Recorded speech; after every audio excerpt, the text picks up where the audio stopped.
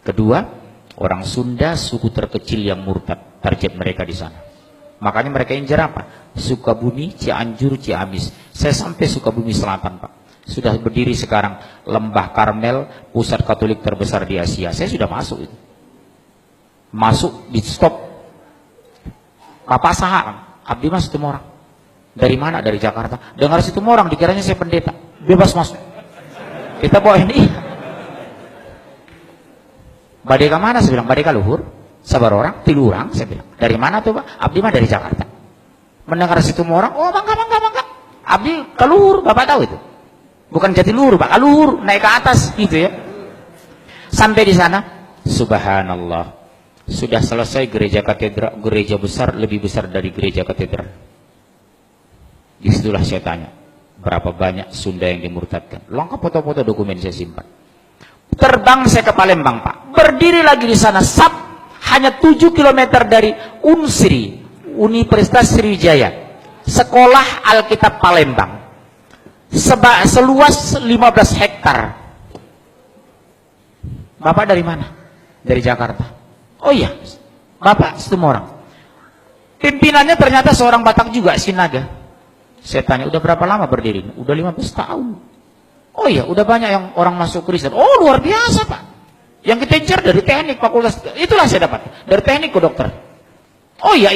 Oh bagus, di hati saya, dalam hati saya panas ini. Gimana bagus hati panas? Oh bagus. Saya tanya, daerah mana yang mau dimurtadkan? Kami memfokus di 4 provinsi. Lampung, Jambi, Sumsel, Bengkulu. Sudah berhasil. Bengkulu Utara sudah satu desa masuk Kristen. Saya ketemu alhamdulillah tokoh Bengkulu di Jakarta. Saya ngomong serius, Pak tolong ya Pak hati-hati. Bengkulu salah satu daerah yang akan dimurtadkan di Sumatera sebagian selatan, Sumbaksel. Luar biasa Pak. Lihat yang di Jawa Barat itu, Danu Khalil Winata, pendeta Danu Khalil Winata, pendeta Muhammad Solehin, pendeta Luqman Sardi, pendeta Lisa Odah. Saya bingung lihat umat Islam. Saya angkat ini nyaris tidak ada yang peduli. Padahal kata Rasulullah terhadap orang murtad, nasihati, kalau mereka tidak kembali ke Islam, yang murtad dan dimurtadkan pancung. Makanya Amerika tidak suka sama Afghanistan itu, karena Taliban itu kalau ketahuan ada misi Katolik Protestan yang masuk ke Taliban, coba-coba murtadkan, pancung. Bapak tahu nggak? Saya sendiri yang melaporkan ke Komisi Hukum, Komisi 3 Hukumnya, DPR, Kapolri Sutanto, Presiden, Wakil Presiden, Menko Polhukam. Saya antar sendiri di waktu itu. Ini ancaman terbesar bagi NKRI. Kenapa? Mereka sudah berani membangun pusat Kristen di mayoritas Muslim terbesar di Indonesia, Jawa Barat. Kalau melihat orang Batak Kristen saya nggak terlalu pusing. Tapi kalau mendengar bahasa Sunda ke gereja, Badeka mana teteh? Badeka gereja, teteh mah Kristen. Sakit itu di sini Pak. Ini persoalan agama. Tapi abdi bingung, orang mah sadarnya cicing wae di ditu. Cicing Pak, cicing wae. Hati-hati loh Bapak, orang Jawa Barat di sini. Peringatan besar Pak. Cianjur, Sukabumi, Ciamis. Saya keliling di 3 kabupaten ini. Kenapa Pak? Negara tidak pernah campur tangan ketika rakyatnya murtad. Yang kedua, demokrasi dan HAM dijadikan landasan melindungi pemurtadan. Betul? Bahkan zaman Pak SBY, orang murtad jadi menteri. Siapa? Menteri Kesehatan, Napsi Amboy. Itu adiknya Profesor Dr. Hasan Walinono, mantan Dirjen Pendidikan Tinggi. Saya udah sampai ke kampungnya Pak di Sengkang itu. Dr. Napsi Amboy. Itu Muslim Pak. Masuk Kristen. Dia itu sama-sama saya di PBHMI. Senior saya beliau itu. Nikah dengan Gubernur NTT, Emboy, masuk Kristen. Masih saudara dengan Nurdin Khalid beliau itu, dari Sengkang beliau. Udah saya bujuk istri Pak Nurdin Khalid. Tolong Bu, bisa nggak dibujuk Ibu Napsiah itu ke rumah? Kenapa? Saya ajak dialog. Karena saya ngisi di rumah Pak Nurdin Khalid. Sampai sekarang belum ada realisasi. Sama dengan Asmiranda. Sudah saya bujuk keluarganya.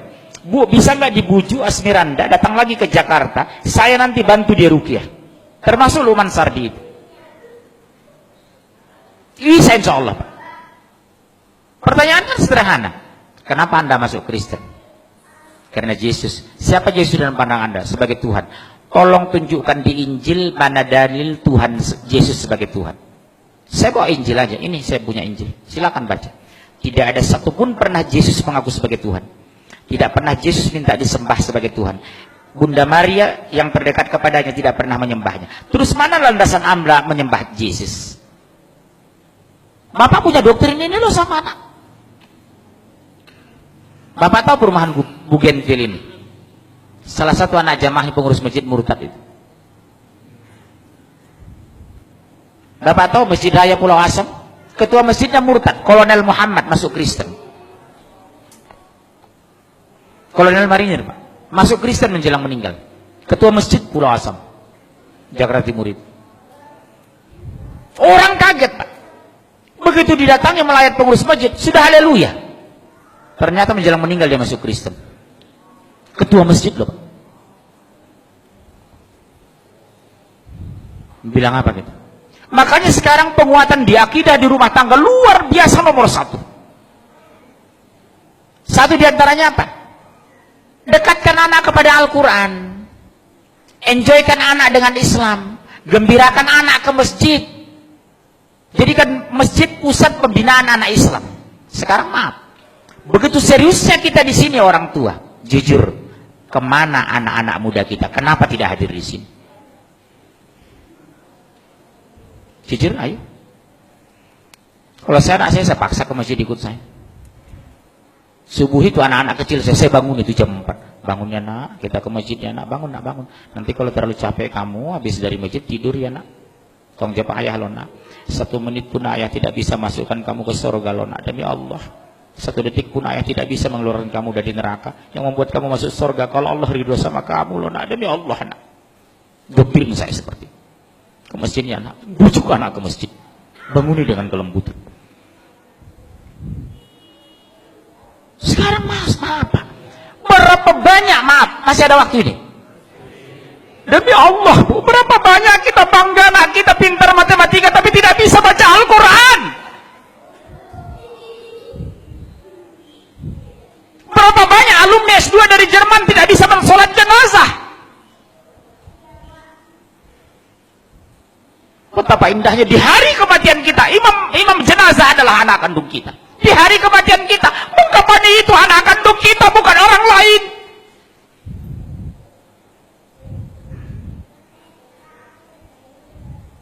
Saya pergoki Pak, demi Allah, jamaah saya 9 sekeluarga, semua orang kaya, 5 laki-laki 4 perempuan. Di hari kematiannya sibuk nelpon saya, tolong Ustadz carikan yang memandikan ibu kami. Subhanallah. Betapa sakitnya hati seorang ayah di hari kematiannya, anak menjadi penonton. Betapa indahnya hati seorang ayah di hari kematiannya, membuka busananya anak kandungnya, memandikan anak kandungnya, imam jenazah anak kandungnya. Makanya kata Rasulullah, orang yang paling berhak terhadap jenazah adalah ahli warisnya, saudara senasabnya. Sab pertama anak dan mantu kita. Sab kedua saudara sepupu kita, sab ketiga tetangga kita, sab keempat teman kerja. Jangan kita merapat ke depan yang bukan hubungan darah dengan jenazah. Makanya saya kalau masuk jenazah ke masjid, Pak mau jadi imam? No. Ada anak kandung nggak? Maaf ya Pak, nggak ada. Saudara kandung ada nggak? Sepupunya nggak? Dia lebih berkewajiban dari saya Pak. Bukan saya nggak mau jadi imam jenazah.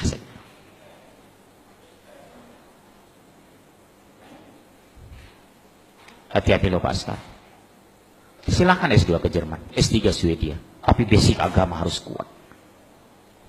Apa yang kita banggakan nanti di hari kematian kita Pak? Anak menonton jenazah kita, subhanallah.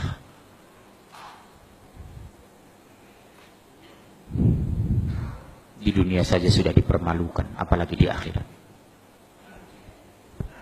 Begitu diminta pertanggungjawaban di padang mahsyar, apa yang kita jawab?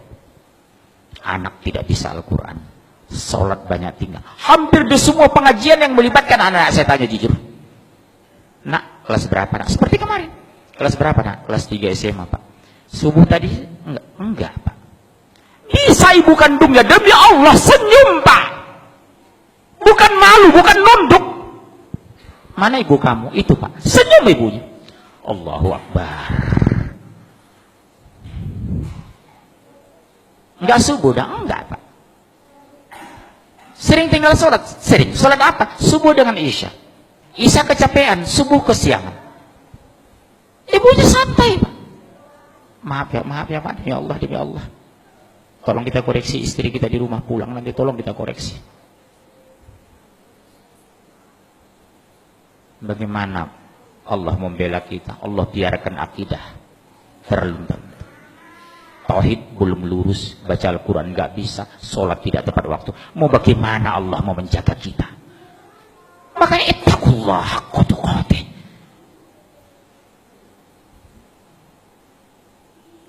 Jujur Pak, kita bangga kadang anak kita S2, S3, tapi kita koreksi agamanya. Sudah bisa nggak anak sholat jenazah? Kalau seandainya Allah takdirkan ayahmu meninggal, sudah bisa nggak mimpin jenazah? Masya Allah, subhanallah. Ini renungannya Pak. Saya nggak tahu apa ada masjid lagi 50 tahun lagi di Jawa Barat. Saya nggak tahu apa ada lagi sholat orang di Pasaman 50 tahun yang akan datang. Di sana Pak sudah banyak masjid yang kosong Pak, di Pasaman itu. Disuruh sholat, maaf saya pakai bahasa Padang, Anda adu piti di masjid. Bapak yang orang Padang Pak, hati-hati sekarang. Di Pasaman itu Pak, sudah banyak kita pergoki masjid yang terlantar, tidak ada azan lagi. Kita ajak sholat Pak, ke masjid Pak, nggak ada uang di masjid, ngapain ke masjid? Sumber loh. Yang dulu saya bangga dengan orang Aceh, yang dulu bangga saya dengan orang Padang, sekarang kebanggaan itu berkurang Pak, mungkin habis tergerus. Di mana lagi pertahanan Islam di Sumatera? Dulu saya bangga dengan orang Sunda. Setelah masuk saya Cianjur, ternyata sudah dipenuhi gereja. Makanya Pak, demi Allah, pulanglah ke kampung, pulanglah. Berjuang ini Pak, berhenti kita mati, mundur kita hancur. Subhanallah. Apa yang kita benahi? Kondisi akidah, tauhid ini. Di sini Pak, gak mungkin anak mau sholat kalau tidak mengenal Allah. Subhanallah.